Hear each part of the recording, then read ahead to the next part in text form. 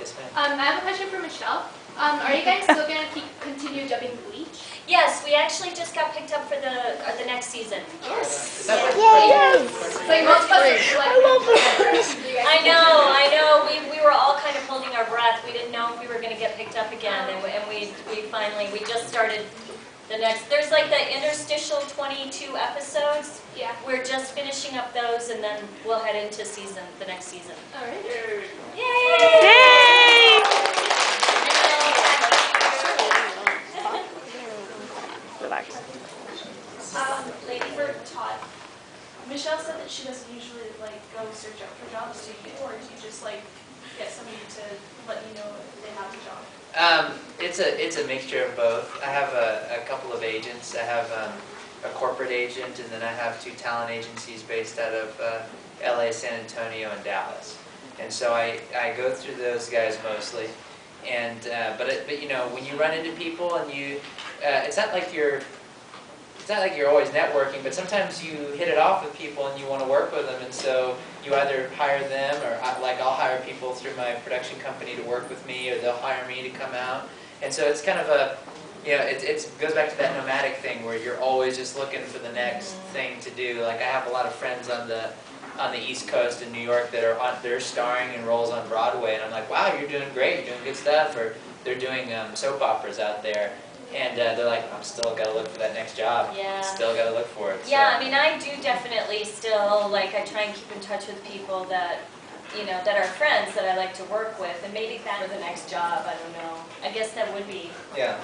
It's to like if you look at Quentin Tarantino or Robert Rodriguez, he always uses his like core people. Mm-hmm. And so that would be awesome to like be one of like George Lucas's core people. Yeah. But in like movies that he does that are good. So like I have to hop in a time machine and go back about 30 years. So Empire Strikes Back, things like that. I'd be a Tauntaun. It's cool. Be a tauntaun. How about in the back over here? Yes, you. For Michelle, when working on Tales of Vesperia, what was your favorite cutscene to voice? Oh gosh, the cutscenes, those are the ones we did after the fact. We did the whole video game, and then they brought us in to do the cutscenes.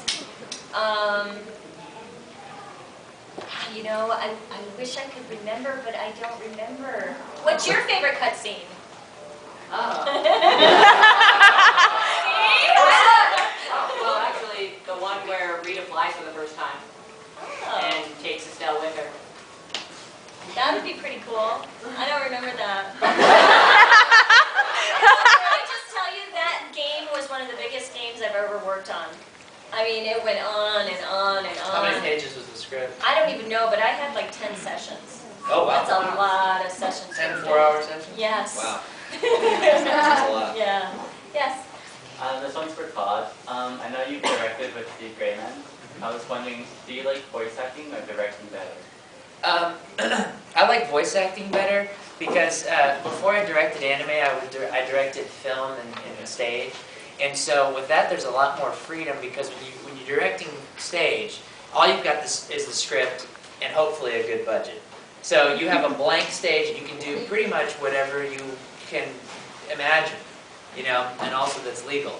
So with directing, it's kind of like there's a lot more emphasis on reaching your deadlines and also conforming your vision to kind of what is there. Like you still get an opportunity to kind of color it with your sensibilities, with how you cast it and how you direct the actors. But it's almost like you can fly, but you're only flying like maybe 3 feet high. Whereas with film and theater, you can like you're soaring and like all the other birds are jealous. Like, oh look, he's flying so high. That's a directing bird. He must be on stage. All the anime birds are down here. So that's how I feel. But that's not across the board. Like I'm sure there are people that love directing anime. It's just that when you go from, it's kind of like when I had Thin Mint ice cream. And then I went to try this other like knockoff mint brand. I'm like, that Thin Mint ice cream is the bomb. Why would I, go over here? It's kind of like that. How about this gal back here? Yeah. Michelle that can grow a mustache.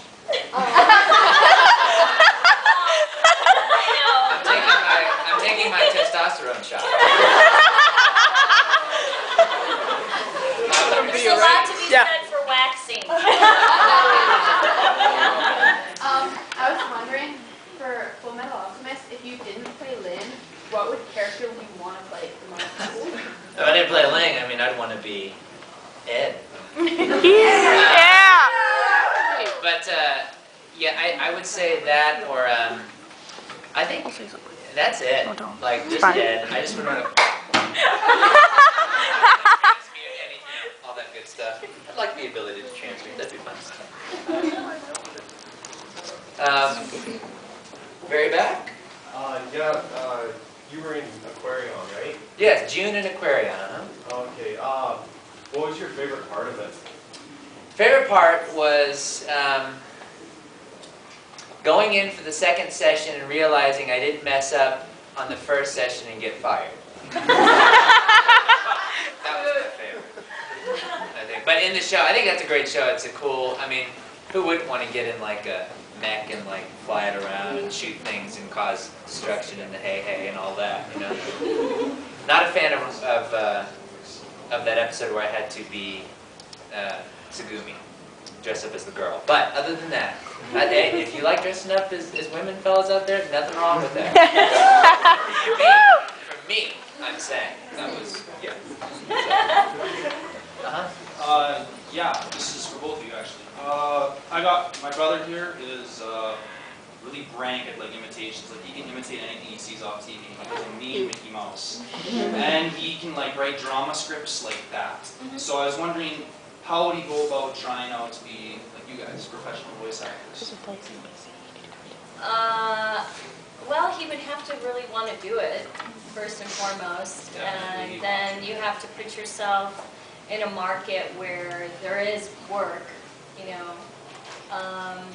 Is he in my vocal range? I don't know, but he can imitate pretty much anything. Okay, if he's in my vocal range, he should do something else. But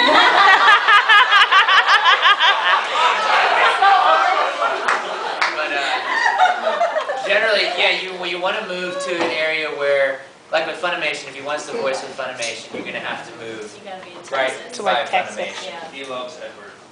Yeah. Me and Edward. Oh, really? Yep. A lot of people, yeah, Funimation. That's our. We all try to do that as well. Where is Funimation located? Funimation's in Flower Mound, Texas. Wow. So there's nothing closer here, Canada? Or There's a place in BC he might be able to go to. Blue Oceans, right? Water. I mean, I would suggest I that live you on the put water, a right? demo tape together and send, you know, that's generally the first step. Yeah. So you put a demo tape together and you can send it out to casting people at the production companies or send it to agents. We all Headshot, have resume. agents. Yeah, Yeah. and don't. And a word of caution: don't. It shouldn't be longer than a minute, and have him not do impressions. Yeah, Unless he wants to go, because there is a market for that, impression voice over. celebrity. Celebrity, I don't know if he's that good, but he definitely, I think, wants to try voice acting. then it sounds like he wants to do kind of the more general voice acting. What he needs to do is, there's a variety of, can be audiobook demos, there's character demos, there's commercial demos, so he's got to find out what market he wants. Sounds like probably anime, something like that, right? So then it's just a matter of choosing a range, low voices to high, I'd say, and then, you know, just a range of emotion and pitch. What I would Right. really recommend, if he's that interested, and this is for anybody, find a teacher in your area that teaches voiceover. You know, maybe it's like a community college. Don't spend a ton of money at first. Test it out. See if you really, really like it. You know, see if he really likes it. And then if he does, you can go from there. Maybe enroll in some acting classes, because voiceover isn't just voices. He's been doing drama for like 5 years. So that's great, he's an actor, so that's a He's good what? basis. That's a good basis, because then he'll be able to create characters.